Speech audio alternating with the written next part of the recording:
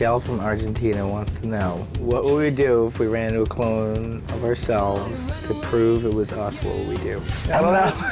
I might embrace the double.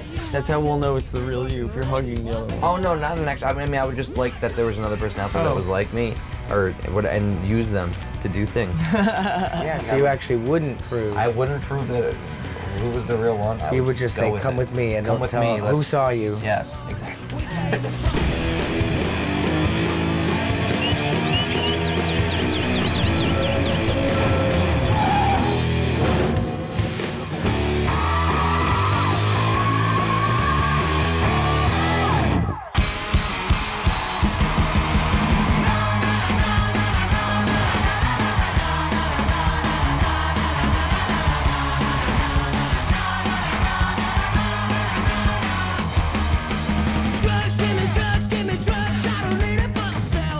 I'd be doing if I didn't do music. I've recently thought that I might be a good short order chef, like a cook. I think I'd be really good at that. But other than that, I wouldn't be happy. No? I can imagine you being like a writer or something. Yeah. A photographer. I think of writer like a writer, photographer. Emily Gerard, thanks for coming out. Hello. Nice to meet you. I think I'd be doing something in art, you know, absolutely. Yeah, I mean, that's kind of where I left off anyway, and now I get to do that every day, so I feel really lucky. But if I wasn't in a band, I would be making some kind of art, I think. I think if I wasn't in a band, I'd be writing either, I always wanted to write comic books when I was younger, or like some kind of horror novel. Let me tell you about the sad man. Shut up and let me see your jazz hands. Maybe, I don't know, maybe somehow into video, like making video games, or yeah, maybe film. I don't know, actually. Kind of where you left off. Yeah, that's kind of where. Maybe film, yeah.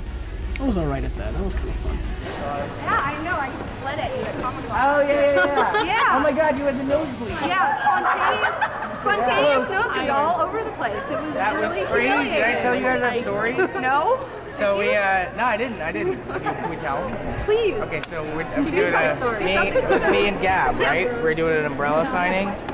You're just nervous. I had like a bit of a nervous breakdown this summer, and you guys your music and your issues really helped me get help. And I got up to you, and I just burst into tears, and then my nose started bleeding rather copiously. Actually, I heard that story. Yeah. I heard the story. It was crazy. Yeah. I'm okay now. Good. I felt so bad. Yeah, she was like, "Oh my God," and then it was just. Oh yeah, at least you remember me. Oh yeah, totally. I remember. Got a bulletproof heart. You got a hollow point smile. I started playing guitar, I think, probably like 13 or 14. My older brother, Louis, we all shared a bedroom together, me and my two older brothers, and you know, he would play guitar all hours of the night, and I always thought it was like, oh wow, it's like, you know, the coolest thing. And you know, so he passed down records that he was into to me, and I started taking it up, and he let me use all his gear, and that's when I first started playing.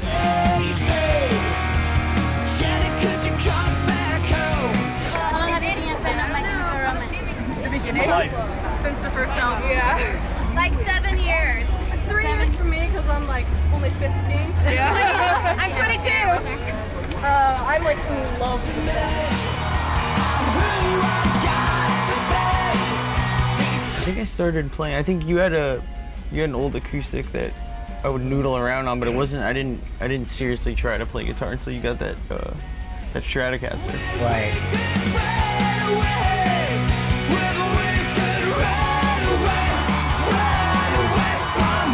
I always wanted to be in bands. My dad played drums, my grandfather played drums, I still do. So music was always like, that was the thing that was, you know, they were like, oh, you know, go to school, but you have to start a band or you have to play something. And they wanted me to play drums. My dad tried to teach me when I was like 3, but I think I was too small. After that, I really wanted a guitar because I felt like I wanted to write a song. And my dad got me a guitar, and I looked in like tab books. I learned how to play an E and an A, and I was like, I'm writing a song.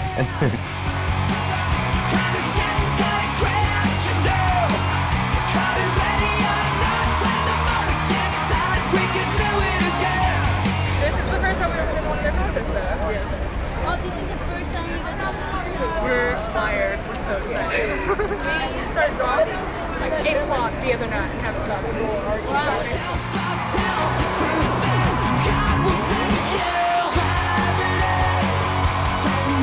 Yeah, I got an acoustic guitar for my 10th birthday, and I remember not really liking it very much at first, and then about, a few years later, I picked it up again, and then I really wanted an electric. So then I got an electric when I was about 15, and then I started writing songs immediately.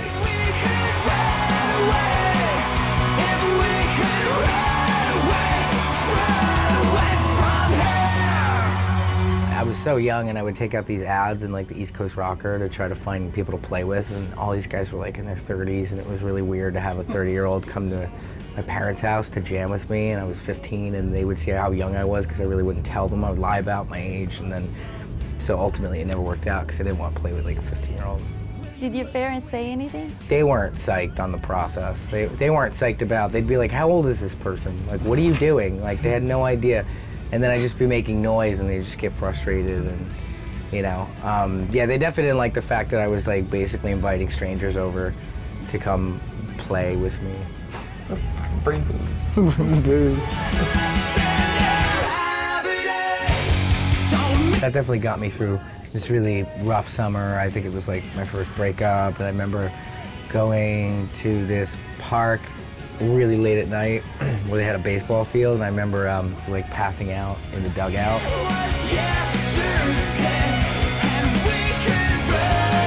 Don't go away, we'll be right back.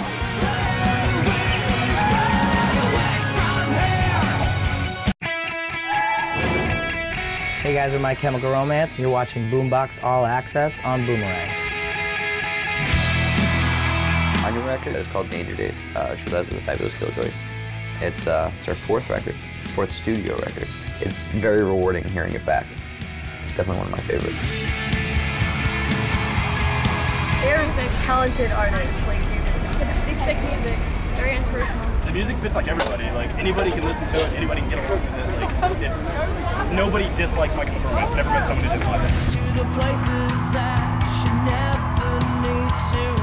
The recording space was probably about the size of this area that we're in now, really small. So we were all like really tight, confined, and it was cool. We were all trying different instruments, definitely a lot of experimentation, I think, and that's one thing that we like to try to do on every record, is really reinvent ourselves and try new things. Killjoys!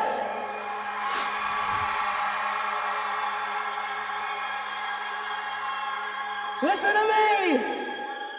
If you see another killjoy fall down, you need to pick them the f up right away. You guys are doing a great job, but keep doing it. Anybody falls down, I don't give a shit how much fun you're having. Stop what you're doing, stop shaking your ass, and pick that motherfucker up, all right?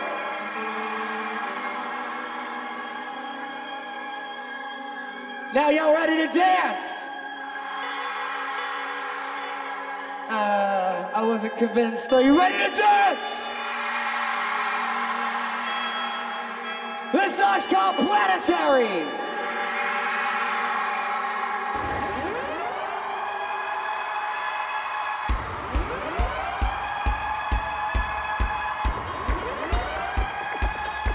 There might be something outside your window, but you just never know. There could be something right past the... I guess for me, like, something that makes a great artist to me is truth, just being honest with yourself and the people that are perceiving your art, kind of putting yourself out there. I like people that are, I don't know, show that frailty of being human. I think that's kind of beautiful.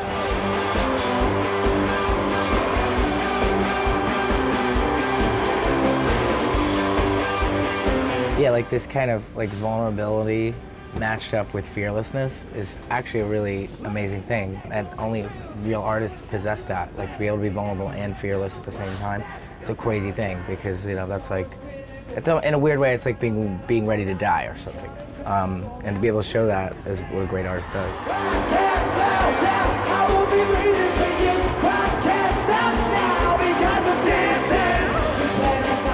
No, that's totally true, because like, I mean, even as musicians, like, you really have to put yourself out there to be good. You know, it's like you kind of bare your soul to everybody when you're writing a song or when you're playing it for somebody. Like that's like the true you or that they're seeing.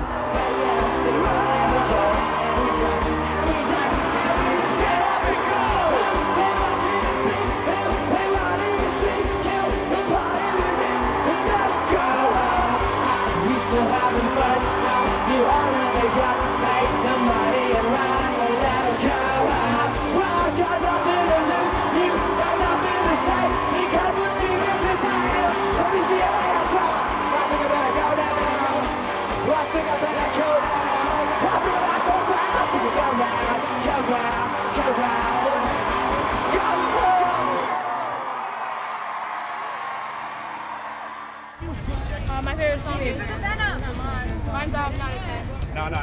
Vampire Money. Yeah. The Kids from Yesterday is kind of an overall favorite. I mean, there's so much that we love on that album alone. It's, you know, on a bunch of different levels. Every song you write has like a special place in your heart, but I don't know. Certain songs you love for certain reasons. Like Kids from Yesterday, just I don't know. When it was written, the time when it was written, just how it sounds and stuff is just so different than I ever thought we would ever turn into. You know, and I think that's why I love that song so much. Songs like Vampire Money is a song that like another band would write, and I'd be like, damn, I should have wrote that song, but I finally feel that way about one of our songs. Sing was great, especially the remake they did for Singing for Japan. That was an awesome song. Hello again. Again, we're having a great time tonight. We don't talk much. Everything we have to say to you is writing the songs. You know the words, you sing it right back. You show us that love, so thank you. But I really want to thank everybody and all the MC Army and everybody that's involved in Singing for Japan. Thank you so much. It's been amazing. I see the shirts, I see the flags every single night. I see them tonight. Thank you so much for all your hard work, and thank you. Sing it out, boy, you've got to see what tomorrow brings. Sing it. You know, we were in the UK when, you know, we were watching the news and we saw about the earthquake and then the ensuing tsunami, and you know, we were really moved by it because, you know, Japan kind of has a special place in our heart. Our fans had started this thing, a hashtag called on Twitter, Sing It for Japan. And what they were doing was they were using the song kind of to give inspiration for people over there. It was just like a really cool coming together of our fan base. Sing it for the world, sing it for the world. You know, we put out the word to our fans to kind of submit videos and artwork, and we just got so much stuff, just tons of stuff. And I shot some stuff on my iPhone, like the stuff with Gerard and the drums. I shot that on my iPhone. Sing it out, boy, they're gonna sell what tomorrow means. Everybody was just so willing to give their time and energy. Like all the string players played for free. We got the studio for free, the engineer for free.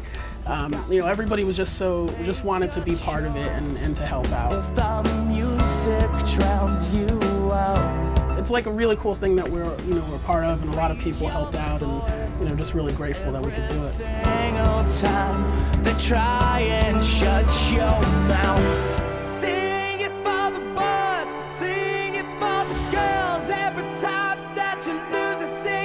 What's the first music video that you were obsessed about? Thriller, I think, from Michael Jackson. Yeah. Obsessed with that. Scared shit. Don't go away. We'll be right back with Boombox All Access.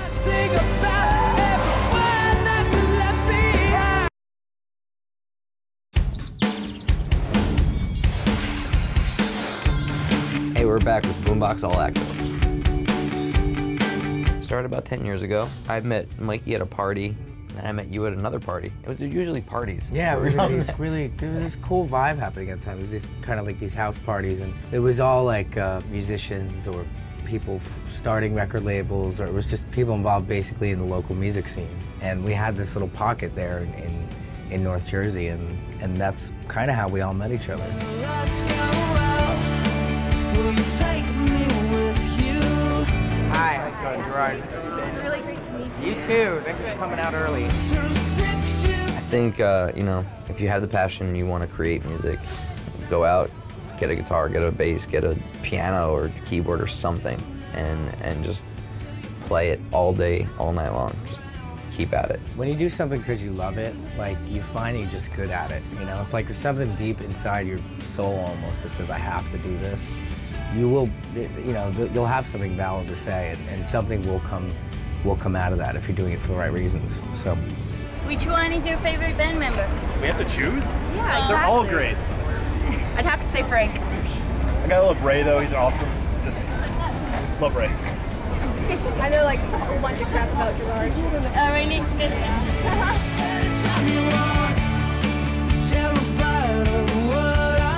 Oh, thank you. Oh yeah, that's the sound. We've done like a lot in a row, so like we did 4 in a row and then only 1 day off and then 2 in a row again. So it's, yeah, I get nervous.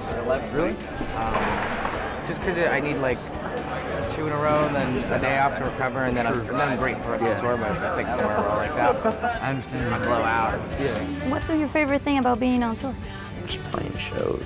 Yeah, that's why you get in the bus, that's why you get in the van. It's always about the show. Like, the cities are cool, and that's a plus. Getting a vibe of a city, getting to see the world, that stuff's really cool, but it's not as good as the show. It stops mattering what city you're in anymore. It just matters, all that matters is that room and those people in that room in that moment, that's it.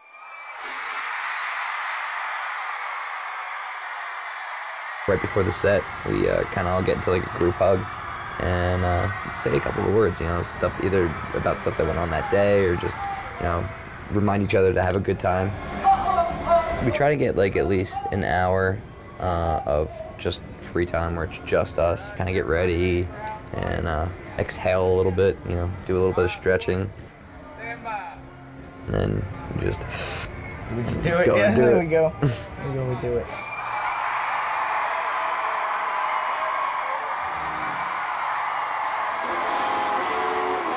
Killjoys! Let me see you get your guns up.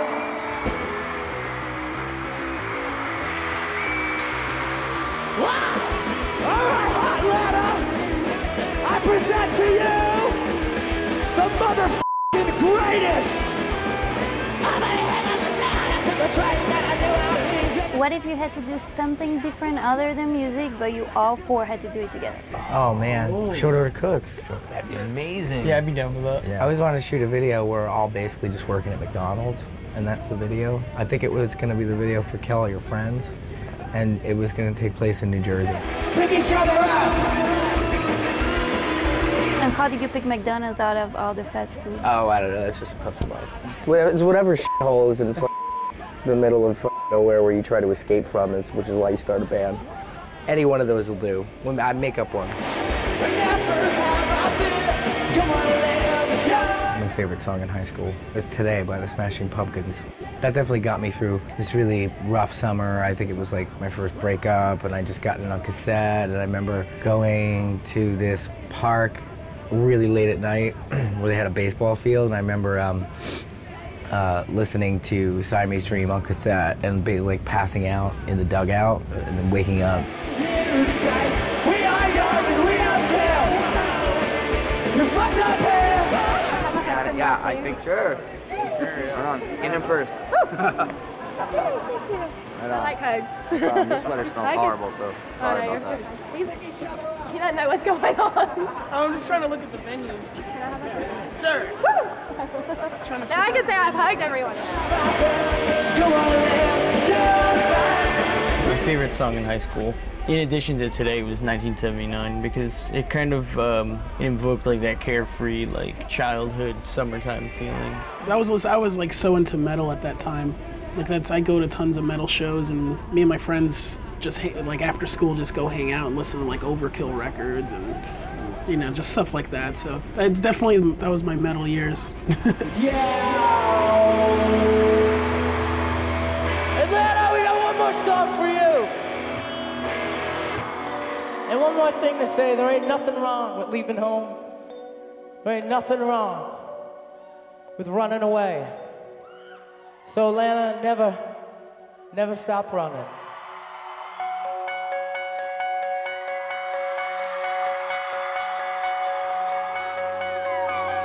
I remember the first CD I bought, but I think I bought a cassette before that. I think it was the cassette single for You Could Be Mine. I got Look What the Cat Dragged In by Poison. And that was the first thing. I was very young. My dad wasn't psyched at all, you know. The first album I bought with my own money was And Justice for All by Metallica. That's so weird. I think that's my same one. I saw the one video and I was just obsessed after that. I think that's the same one. We could run away from him. What's the first music video that you were obsessed about? Thriller, I think, Thriller. by Michael Absolutely. Jackson. Yeah. Absolutely Thriller. Obsessed with that. Scared shitless. Oh, yeah, those eyes. The Scared the cat eyes at the end, Oh yeah. my God. At the end was They really gave me The whole nightmares. Vincent Price bit. Yeah. Lord. What was he thinking? He did that in one take. Really? Vincent Price, yeah. Oh man, it's so good. He went in there, read it, and was like, all right. And then Yeah, on the mic, he just did. leaves. It's all about that laugh at the end. Oh yeah. Got it out of this place in the bullets and grace they do it again. Man, we did that whole tour. Where did we hit? Sao Paulo was where it started. I think I had to leave. Where did we go? I can't remember. The tour itself was very memorable, but like it was literally like play a show, get on a plane, yeah, it's different play. city So every day. we didn't know where we were. You know. What about the Latin American fans? They're amazing.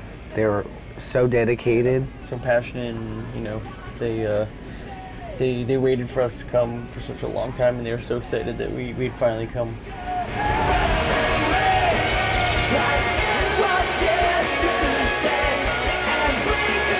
If you could learn anything in Spanish, what would you like to learn? Probably something helpful, like, where's, I don't know, bathroom. Bathroom. ¿Dónde está los baños, right? Yeah. You good, you got it. Where's the exit? Yeah. Where's the exit? How do I get out of here? Solito isn't an exit. Yeah, la salida, salida. Caution, slippery floor. That'd be helpful. Right. Good night, Atlanta! We are